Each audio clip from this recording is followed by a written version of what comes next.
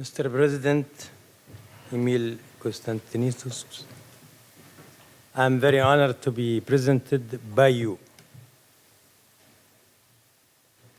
And I'm very glad and honored to be with you today, with the presence of His Excellencies the ambassadors, and with the presence of the young people in particular. When I was invited to come here, I did not hesitate because I come to a very important country to talk about a very important subject and to talk with a very important audience. Diplomacy is part of my life, and for a long time. So it is an opportunity that I should not miss, and I should be happy to be given. Thank you for the Institute of International Diplomacy to give me this opportunity. I'm really happy to address you in this very country, Germany. A country esteemed for open dialogue and the embracement of other cultures. I'm glad to express my respect and my appreciation of the role played by universities and research centers in your country and the interest they have continuously shown towards our Arab Islamic civilization and its achievement through centuries.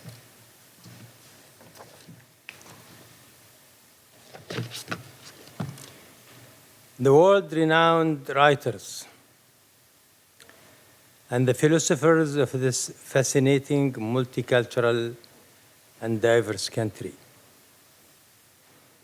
aimed long ago through literature and the study of past civilizations to enhance the understanding of human civilization, so that future generations experience a true and authentic exchange of culture. I am deeply grateful to have the honor of participating in this cultural seminar, and I would like to commence by highlighting a series of ideas that are extensively addressed in the paper distributed to you. And I hope, and especially for the young generation, to read this paper, because I will not have the opportunity to read it. It is a long one, but it is distributed. And I thank Mr. President with his inspiring speech that I think represent a premise for what I'm saying. I feel a great personal responsibility in addressing this subject, the cultural diplomacy, as I submit my candidacy for the Director General position of UNESCO. For I have chosen to make worldwide cultural diplomacy an essential component of my campaign. In addition, I have been occupied, as just mentioned, with this important task for over 30 years. It is more than that, but I didn't want to say this, not to be older, and have gained essential knowledge with this kind of unique diplomacy throughout my entire career. I'm glad today to have with us one of our prominent ambassadors, Abdurrahman Al-Khalifi, our ambassador in Germany, who worked with me in 2 places and very important places, and this is a lesson for the young people, and he took advantage of these 2 places to be one of the best ambassadors, Qatari ambassadors, where he worked in New York and Paris. Sure. Thank you, Mr. Ambassador. Going back, when I was an ambassador for my country in several European, American, and Arab countries, and practiced it as a Minister of Information and later as a Minister of Culture, Arts, and Heritage in Qatar, while receiving in 1999 Nobel Prize for Literature, German writer Günter Grass said at the end of his speech that he was present in 1973 when Chancellor Willy Brandt spoke before the United Nations General Assembly, and he was the first German Chancellor to do so. Günter Grass pointed out that Brandt addressed the issue of widespread poverty and inequality throughout the world, and considered the notion that hunger is also war. The audience responded with resounding applause. The German writer was at the time working on his novel Der Bat. And because he is German, I suppose that most of you read this novel, which addresses the basic foundations of human existence, including global nutrition, insufficiency and outrageous abundance,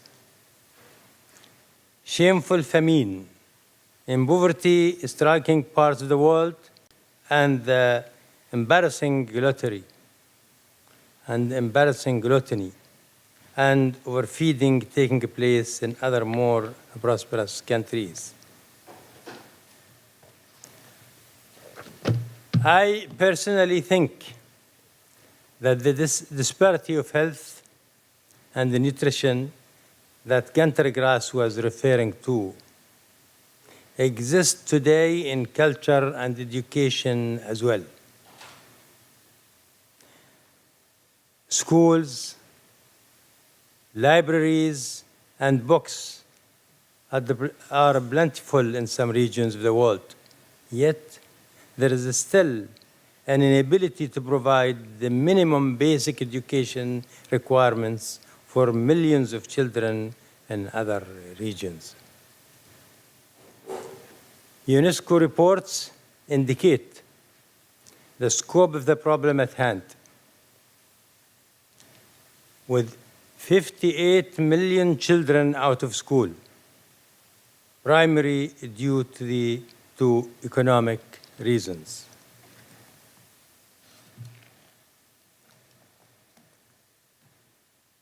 One of the most important tasks of cultural diplomacy lies in rectifying and providing education for all and above all. Therefore, I'm pleased, honored, grateful with Qatar's initiatives in the field of education, such as the World Innovation Summit for Education WISE, such as the Education Above All and Educate a Child initiatives that will allow by the end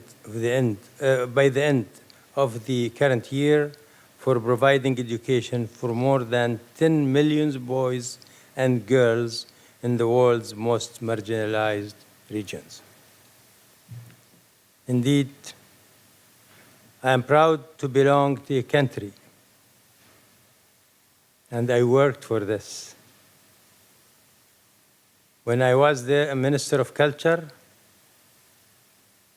I looked to my country as multicultural countries.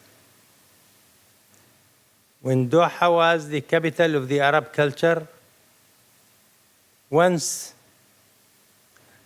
and I'm saying this for the first time, of the minister, and in the cabinet meeting, said, I saw the other day occasion, one of the occasions that you are arranging for 2010. And the percentage of the Qataris in the theater, they are not more than 30%. And 70% are not Qataris. I said to him, and he said this because he was not happy. He said, it has to be for the Qataris. I said, no, this is Qatar. Whoever lives in land of Qatar, whoever participates in building Qatar, he has to be respected and he has to be dealt with as Qatari.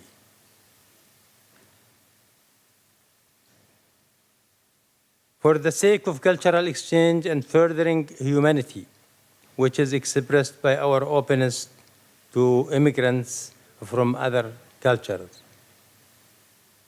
And in this occasion, I salute the position of Germany towards the immigrants who have aided in the effort, Qatar, to make Qatar a unique cultural crossroads. The secrets of the openness results from our constant faith in culture.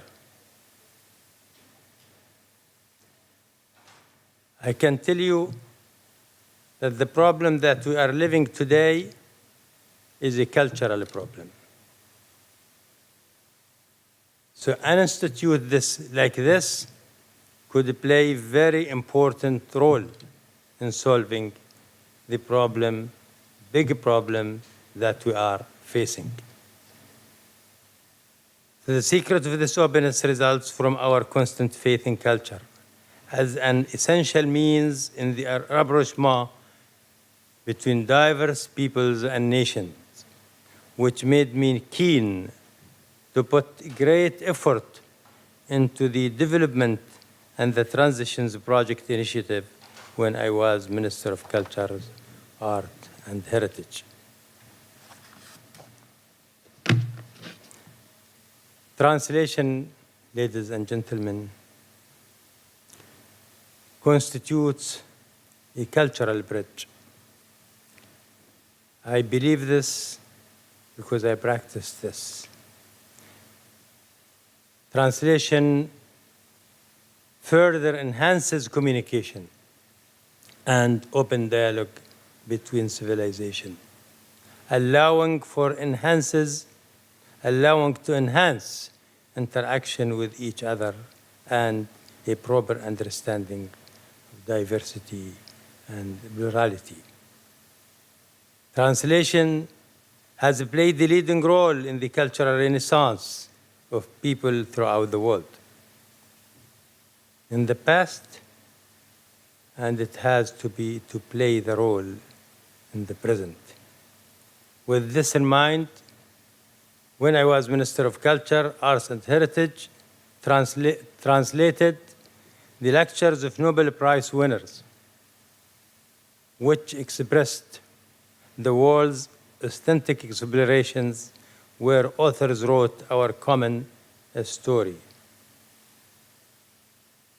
And one of the results that we reached, when we translated these lectures, that the values of the world are the same. These common story full of a human and moral perspective. They transformed literature into a bridge of hope and a form of a preservation of life,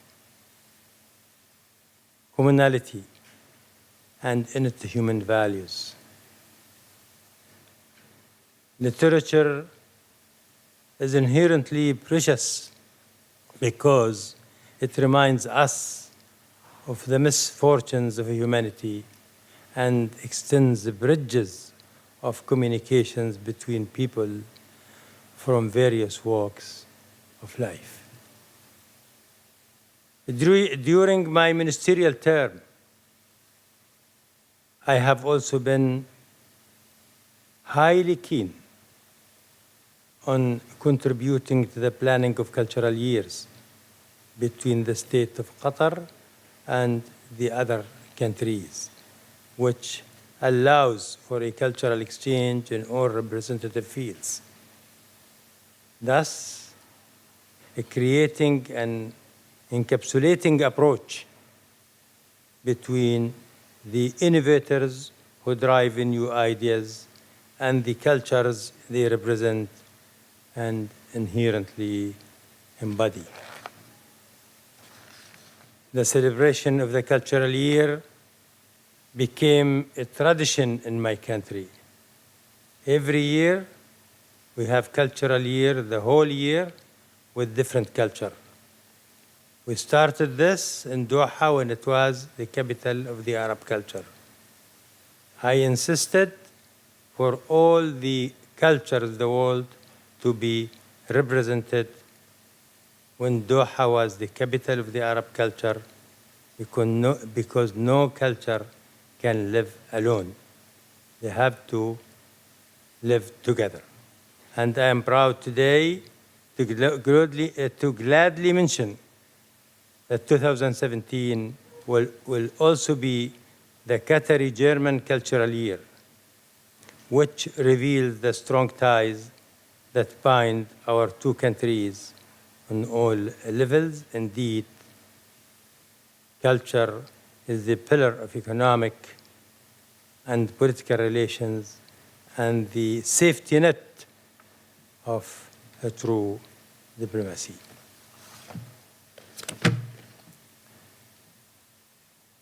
Embracing cultural diversity provides the opportunity to convert the symbolic product into a development return. It is a very important point. I want you to pay attention to this point. Culture, not a burden in the economy. Culture could be very productive. Thus, cultural diplomacy is the pillar of a creative economy, which contribute to the well-being of all people and the overall prosperity of communities, along the improvement of the quality of life as we know it. Having the opportunity to preside over the United Nations Conference on Trade and Development that I just 2 days ago handed the presidency to Kenya, UNCTAD, helped me to realize the importance of global economic issues and their impact and relation to sustainable human development. Cultural exchanges between nations are not only based on commodity materials, but also rely heavily in culture, industry, and creative, heavily on creative industries, which are based on human imagination and the ability to generate innovative ideas and new methods to interpret the world in various forms. Therefore, an investment in cultural diplomacy transforms these creative industries into a way to continually create exchange in human knowledge between people and nations. Cultural diplomacy allows for the development of terms and pattern of dialogue to be shared with other parties, thus creating a bridge of respect for our inherent differences and unique cultural attributes. The cultural products become the main currency for this kind of trading between communities, including helping to create respect for the arts and literature that transcend geographic boundaries. The products may be formed in various cultural edifices that aim to introduce unique societies to the cultures of different people. And I recall in this regard the esteemed Arab World Institute in Paris. Abdurrahman was with me in Paris when we initiated thinking about creating the Arab Institute in France, which I contributed to its inception when I was an ambassador for my country in Paris. This culturally fascinating institute, which becomes now one of the edifices of the Arab culture in Europe, played a prominent role in introducing French and Europeans to Arabic culture and aided in the establishment of an open exchange of dialogue between East and West. We have the Western cultural institutes such as the German Goethe Institute, the Spanish Cervantes Institute, the French Institute for Cooperation, and the British Council, great examples of the extent of faith and its profound impact and cultural diplomacy and the ability to bring people together. They establish resounding peace in the world through the dissemination of universal values and the sharing of ideas. Cultural diplomacy has real meaning without our belief in these core common values. Mr. President, Your Excellencies, young generation, as much as cultural diplomacy leads to the achievement of a greater prosperity and understanding between nations, adversity, indifference towards it leads to the decline of global peace and security. And I tell you a story that it happens in Avenue few months ago. I was participating in a seminar like this. And I was surprised that when I was there, that the title of the conference was Europe and Terrorism. And I was the only un-European there in the session. And the French Minister of Culture, former French Minister of Culture,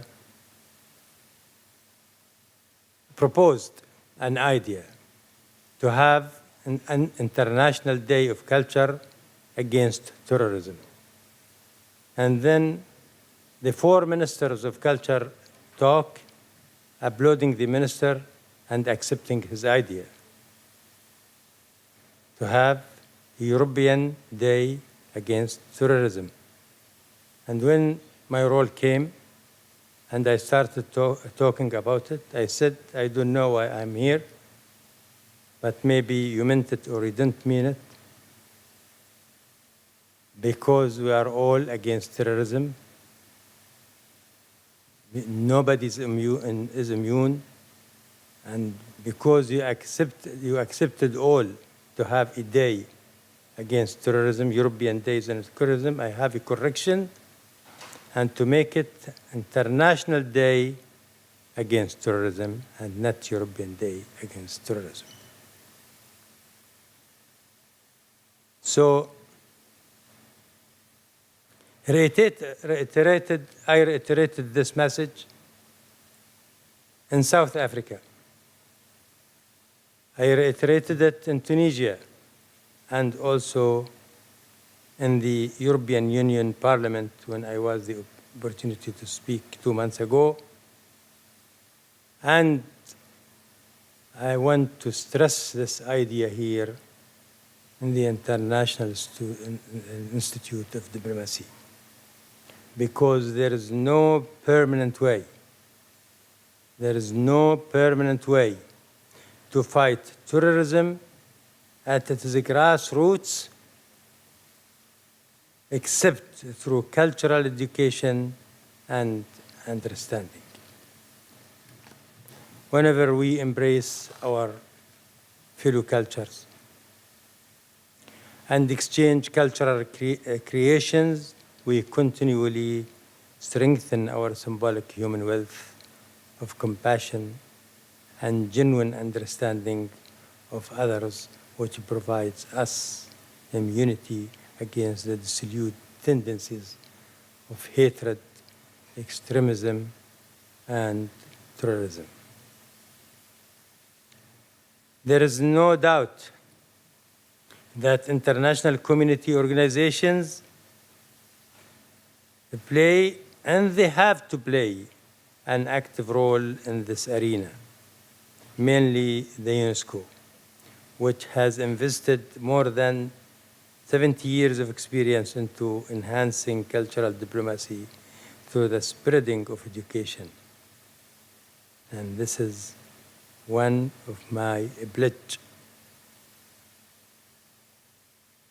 as candidate for the United Nations Organization of Education, Science, and Culture, the development of science and the expansion of the status of cultural throughout the world.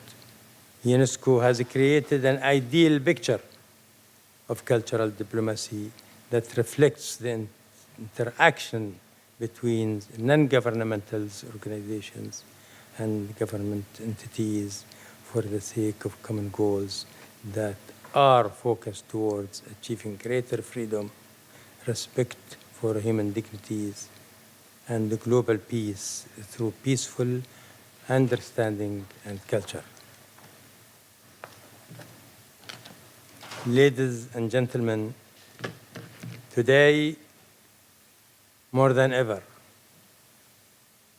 we need cultural diplomacy in our fight for the protection of the human heritage. I thank His Excellency the President for talking about the human heritage. The human heritage is facing great challenge, and we have all together to face this challenge. This human heritage now exposed to vandalism, destruction, and looting. Complete cities like Aleppo or Homs, they are not mere cities. They are big museums, and they are destroyed. Intolerant groups bent in holy ignorance have launched their war against the cultural and symbolic wealth of humanity in Mosul, Timbuktu, the Pearl of the Desert, Libya, and Palmyra, and as I've just said, Aleppo and Homs, trying to spread fear in the minds of the people who want peaceful existence and an end to these shameful and horrific acts. Hence, one of the tasks of the cultural diplomacy is to protect the ancient heritage of humanity. The German city of Bonn witnessed the launch of UNESCO's program for the protection of cultural heritage with the creation of United for Heritage campaign. So we have all to unite to protect heritage. It disseminates the belief through the international community that heritage is not just the remains of archaeological monuments from our ancestors. It is our conscience, it's our history, or not just mental imagery circulated amongst the people themselves, but is instead a symbolic component that allows dialogue between diverse cultures, live dialogue and continuous dialogue. Thus, it preserves convergence among societies and enhancing the chances of world peace.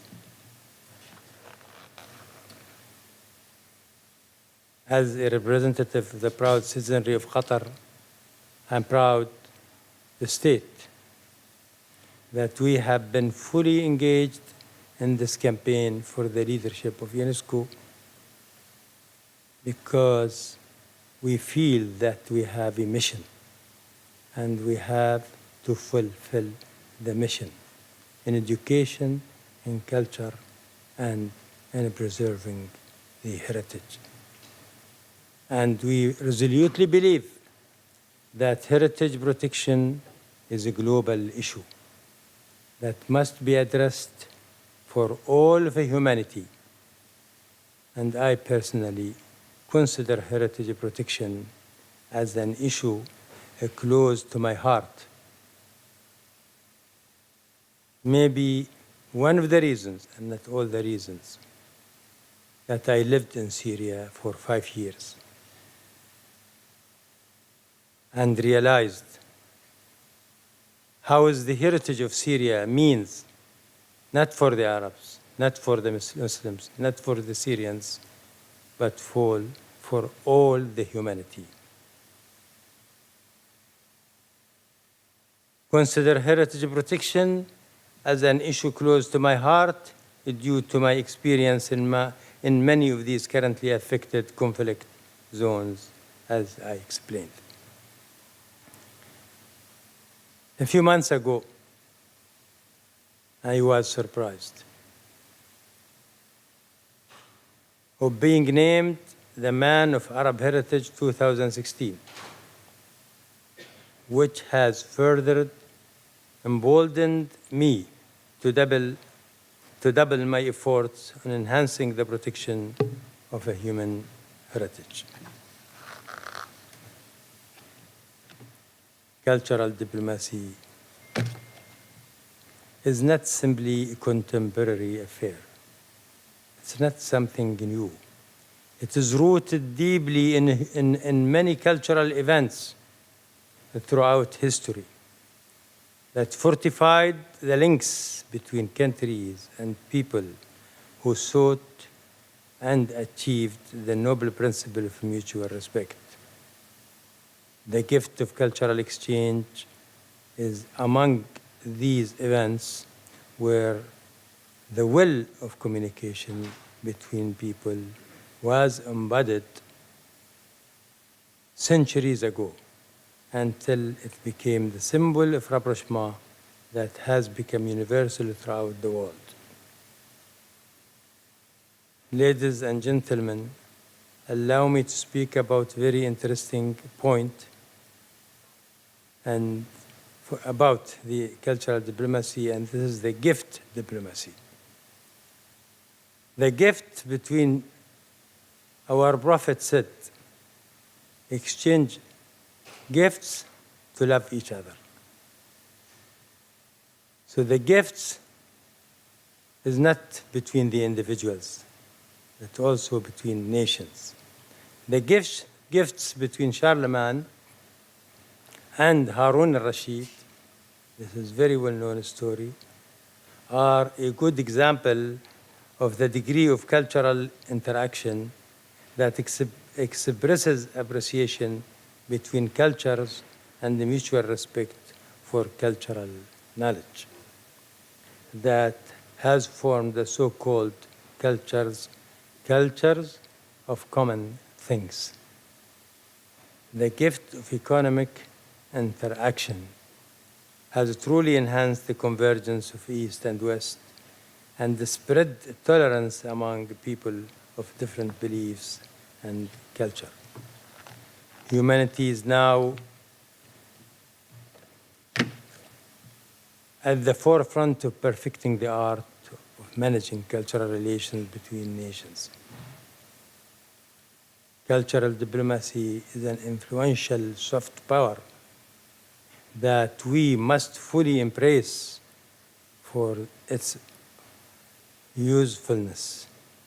Its unique advantage lies in the fact that it transcends fluctuations in politics and instead adheres to humanitarian values that preserve privacy, take into account the cultural rights of minorities, and ensure constructive continually amongst all people and cultures. With these thoughts in mind, we are all invited to improve the performance of cultural interaction and exchange across the mediums and address individuals, groups, and local communities in a way that allows them to see and accept the implications of culture, the bedrock of our humanity, and to come to realize its inherent role in improving sustainability development, which leads to the enhancement of society. Thank you very much. Wassalamu alaikum wa rahmatullahi wa barakatuh.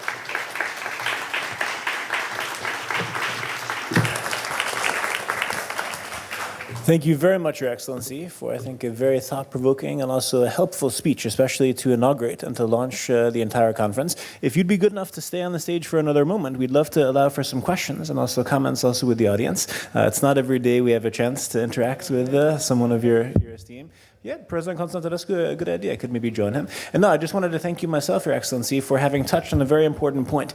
Up until now, traditionally, classically, culture diplomacy is very often, you can use the microphones there.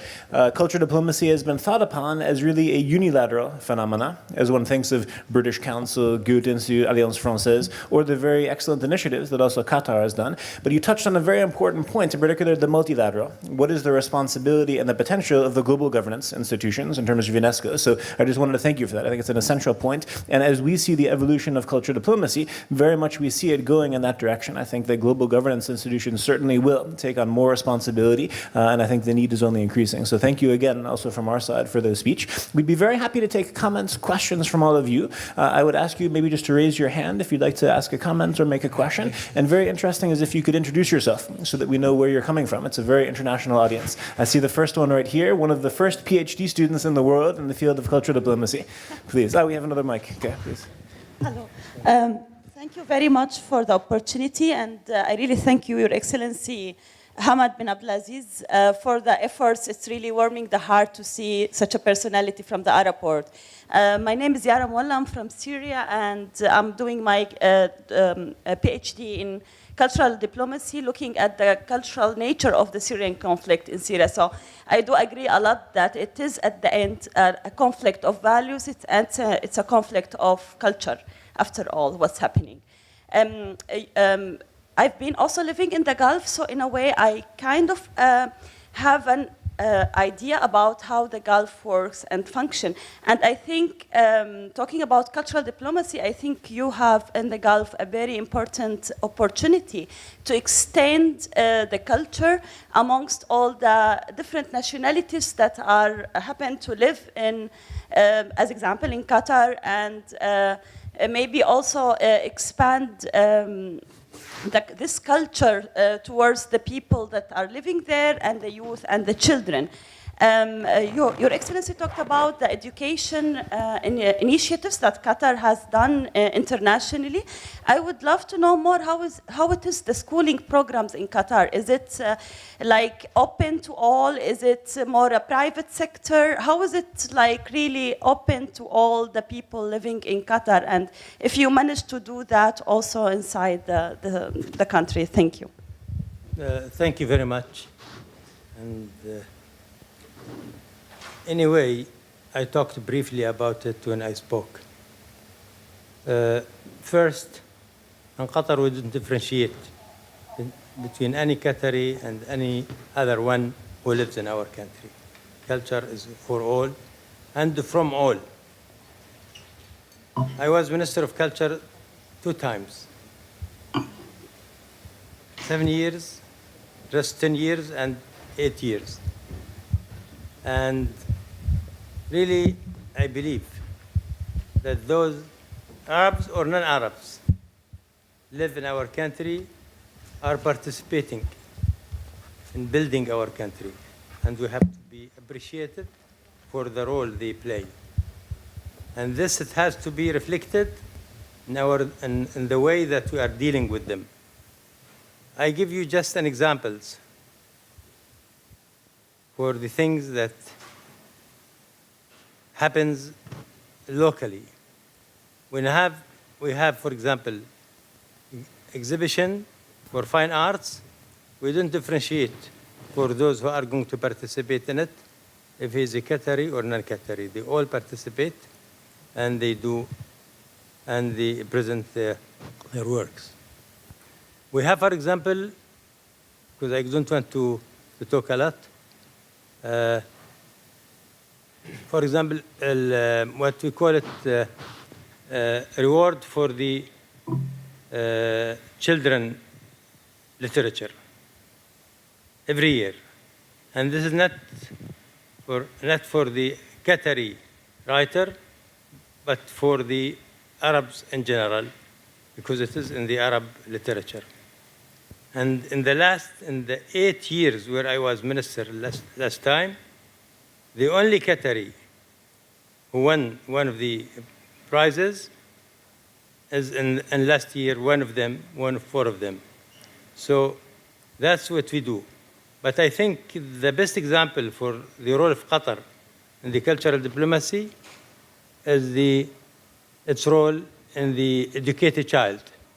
This is a program that we work on it for everywhere in the world, without exception, no differences in religion, in color,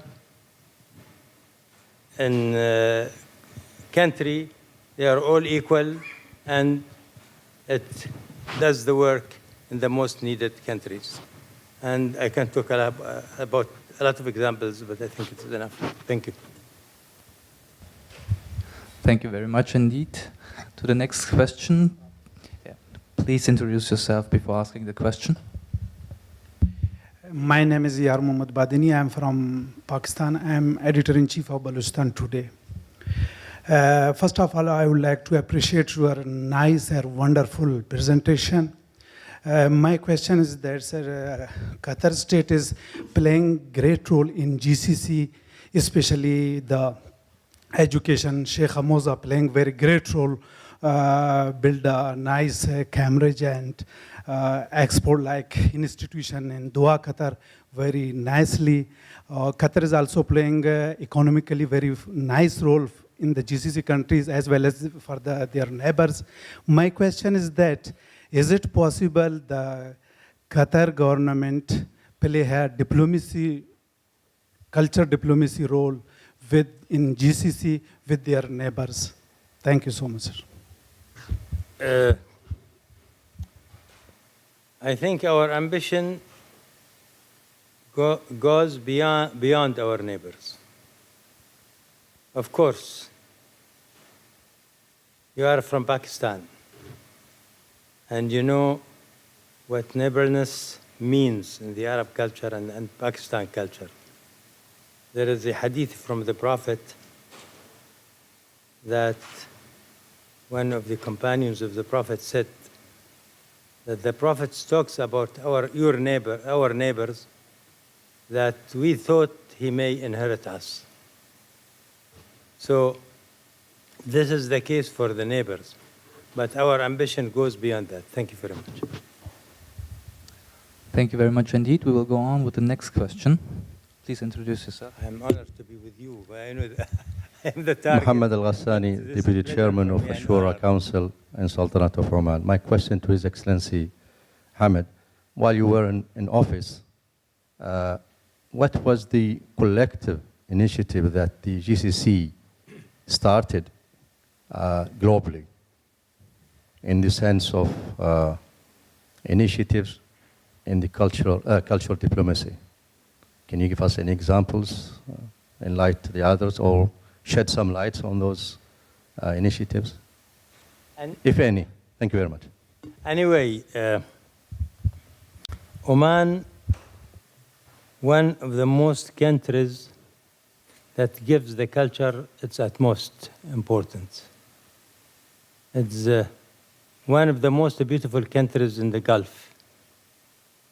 And especially with Oman, we cooperate. And too many projects in the cultural diplomacy done between Qatar and Oman in particular. And this is one point. The second point, that whenever one of our countries, our brothers in Oman or in Qatar or Kuwait or Saudi Arabia or in Bahrain, does something, we consider it's done on behalf of the all Gulf countries. So if we did something in Qatar, or if we are doing something in Qatar, we do it on behalf of all the Qataris, and I can go further and they say on behalf of all the Arabs. Thank you. Thank you very much indeed. We will go on with the next question. Hi, my name's Naomi. I'm from the UK. I'm a master's student at the ICD. And in your speech, which I thought was very thought-provoking, you talked about the need for universal values when working together with people from different countries. And I wanted to ask both of you, what do you think these universal values are? How are they agreed upon? And how representative do you think they are of the world's population? Thank you. Unfortunately, I didn't get the question. Can you repeat? Sorry, I asked, so you talked about universal values and the need for them when working with people from different countries. Right. And I wanted to ask, what do you think these universal values are and how are they agreed upon and how representative are they of everyone? The universal values, I think too many of them. It's a long list.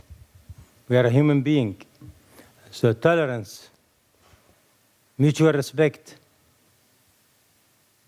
the recognition of each other cultures, all these are very important values that when we translated the lectures of the Nobel Prize laureates, we found that they are all international values, and too many of them. Thank you. Thank you very much indeed. We will go on with the next question. Thank you very much, Excellency. My name is Diya Al-Asadi. I'm from Iraq. I'm a former minister, and currently I'm a member of the Iraqi parliament and head of one of the parliamentary blocs and chairperson of the political committee and the political board of the Sadr's movement. My question is, since we are talking about cultural diplomacy and bridging the gaps between different countries, the question comes, who is trying to break these bridges between the countries or the cultures? It seems there are institutions and countries and individuals and maybe thoughts that lie behind the extremist discourse and the negative positions that people adopt in order to jeopardize the effort done by people to bridge these gaps. I wonder how we can join the efforts in order to fight them, to not giving them the platform and the support and the financial support they get, or even the support given by the religious or sometimes the cultural discourse that is poisoned and that also poisons the minds of people, especially the younger generation. It seems that without the countries taking decision in order to fight those people and their institutions, it would be really a daunting attempt to fight them. So my question to Your Excellency, what efforts Qatar or other institutions have done so far in order to not provide, in order to deprive those people from the platform or the support they are getting to promulgate the extremist discourse and the extremist practices? Thank you very much. Thank you. I think the people of good intentions are everywhere, and they have to cooperate to fight the extremism, to fight the terrorism, to fight the things that inherits the international community. And I don't think that one country can do the thing itself. We have to have international cooperations, and I think the international organizations could play the main role. I think Qatar is doing its role, but it is a tango. It cannot be played by one country. They all have to play in the same music. Thank you. Thank you very much. We will go on with the next question. My name is Abdulaziz Al-Kawari. I work with His Excellency in his team. My question is to the President of the Institute for Cultural Diplomacy. I'm interested to know if you make any events, if you organize any events, courses, partnerships with other countries outside Germany and outside Europe. Thank you.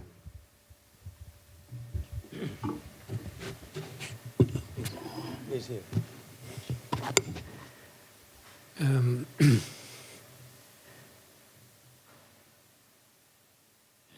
Academy for Cultural Diplomacy organized the first system of higher education in cultural diplomacy in the world. Now, in Academy for Cultural Diplomacy, Institute of Cultural Diplomacy, create a network with different universities in Europe, including Siena University from 1620, is one of the oldest universities in Italy, the Furman University in Germany, in my country, Babes-Bolyai University and Bucharest University, where I was rector, is a 300-old university. It's a very important university, and now we are sure graduate, master, and PhD in cultural diplomacy. Why? Because it's important to understand the goal, the task of cultural diplomacy is not to resolve open conflicts or frozen conflicts. This is a task for classical diplomacy. Our object is more difficult, is to create a culture of peace. No peace, culture of peace. But it's extremely difficult task. Why? Because including in the culture of war is not a culture, it's a culture of war. Heroes is not Lord of Warriors, is not Lord of Peace. And now, seeing what happened in television and now expanding by internet, is a culture of violence.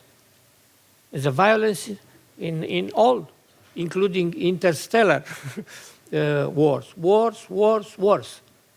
It's few hero of peace in the history of mankind knowing by young generation. Maybe like Gandhi, or was my destiny to know Mandela also. This was a Lord of Peace, of Mother Teresa. Maybe I also met Mother Teresa, or Pope John Paul II. But the majority of heroes is heroes of wars. Why? Because we need from children for becoming in family education, continuing the elementary school, and after in faculty to create a new culture, a culture of peace, changing the conscience. It's not easy, and I'm happy. Because our colleagues adopt principle of cultural diplomacy, and principle is understanding the other for the UNESCO project. Because I have also experience of statement, but I acceded to resolve old conflicts using cultural reconciliation. An example was old conflicts between Romanian and Hungarians. Was a 6th century of bloody conflict between Romania and Hungary since the Houston.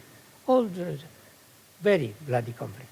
And when I was before my presidency, and because we need a concrete example, I was invited, I was the president of university, I was invited by the president of Hungary in that time, Gönc. Why? Because he was elected president, because he was president of Union of Writers. He was an intellectual. And myself, I was elected president by direct vote for Romania because I was president of university. And I proposed here a cultural reconciliation. And the president of Hungary, she said, what is significance? And my idea was, don't reject the bloody past, but assume the errors and build together the future. This is important, because in my opinion, what is not possible to have a successful political project without a cultural project, because we need the ethos. And now the problems of European Union appear because now becoming bureaucratic system. Father of the European Union, the base of the European Union was a cultural project. And cultural project acceded to put together Germany and France after centuries of conflict, after centuries of wars. And this is our task, but it's not easy. And our effort is especially dedicated to young generation. And here is a place, here in different university, 2 years for master. We have a master now. In this autumn, we launch an Academy for Cultural Diplomacy in Berlin and Bucharest University, launch a project in Faculty of Philosophy, Globalization and Cultural Diplomacy. And 2 years, 1 year in Berlin, 1 year in Bucharest, 1 year in Siena University, these young people work together, known together, establish relation. We prepare other type of diplomats in using personal relation. And for ending my speech, I want to confirm extraordinary action of Minister of Culture. This is an extraordinary difference.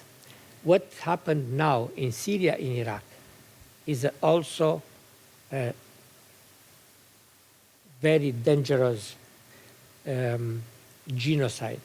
It's a cultural genocide, because Islamic State or Daesh destroyed Babylonian and Assyrian civilization, one of the biggest civilizations, the root of world civilization of today. And the contrary, I have occasion to visit it during my term in administration, at the invitation of former Emir of Qatar. I visited 5 days Qatar. He was in government in that time. And former Emir presented me his project to create a museum, a very large museum in Qatar, including also natural science, including arts, was extremely important. Is a difference between what happened now concerning the subject of my intervention, cultural heritage. In Daesh, destroyed cultural heritage.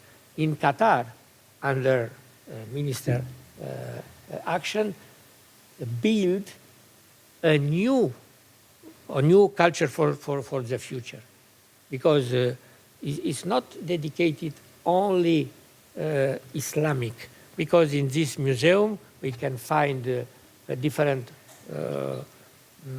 arts opera, from European culture, from modern culture. It's a difference between to destroy it and to create. And now in Qatar, we have a cradle of culture for future generation.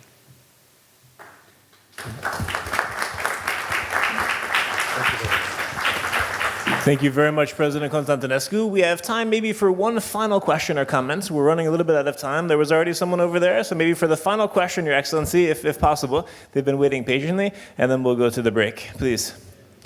Thank you for giving me this chance. My name is Dalia Ali. I'm from Sudan. And I would like to extend my, I saw you are confusing, I'm here. I would like to extend my appreciation to Your Excellency for your fruitful presentation. My question to Honorable Hamad Bin Abdulaziz regarding his presentation. I'm working with UN and I used to work with UNICEF, and I know about the initiative led by Qatar regarding education for children.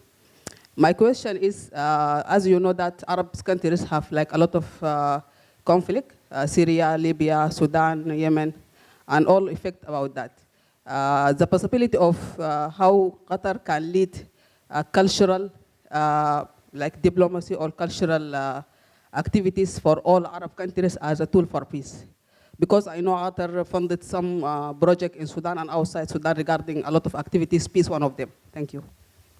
Anyway, in Sudan in particular, we have one of the greatest projects is to restore the heritage of Sudan. And it is very successful and it's about to finish it. Thank you. Be a final round of applause, please, for both of our opening keynote speakers.